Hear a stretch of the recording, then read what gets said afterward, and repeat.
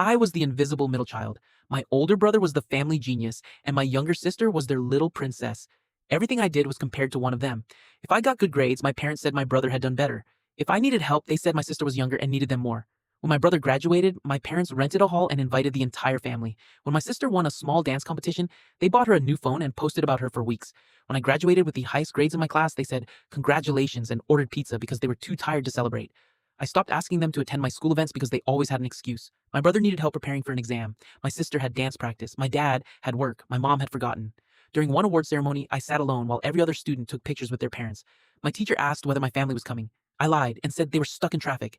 I waited outside for an hour after everyone left before walking home. My parents were watching a movie with my siblings and didn't even ask how the ceremony went. On my 18th birthday, they forgot completely. I came home and found balloons, cake, and presents in the living room. For one second, I thought they had finally remembered me. Then, my sister walked downstairs and everyone shouted congratulations because she had been accepted into a summer dance program. My mother looked at me and asked why I seemed upset. I said, because today is my birthday.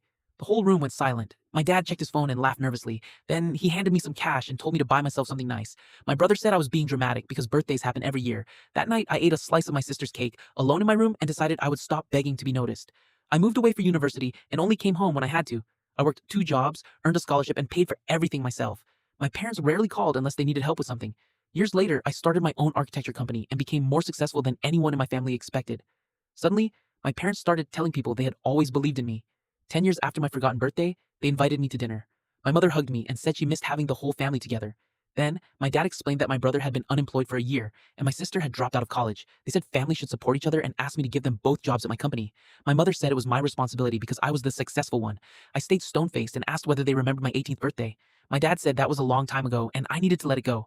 I said I already did. I let go of expecting you to treat me like your child. You spent my entire childhood teaching me that I was on my own. Now they can learn the same lesson.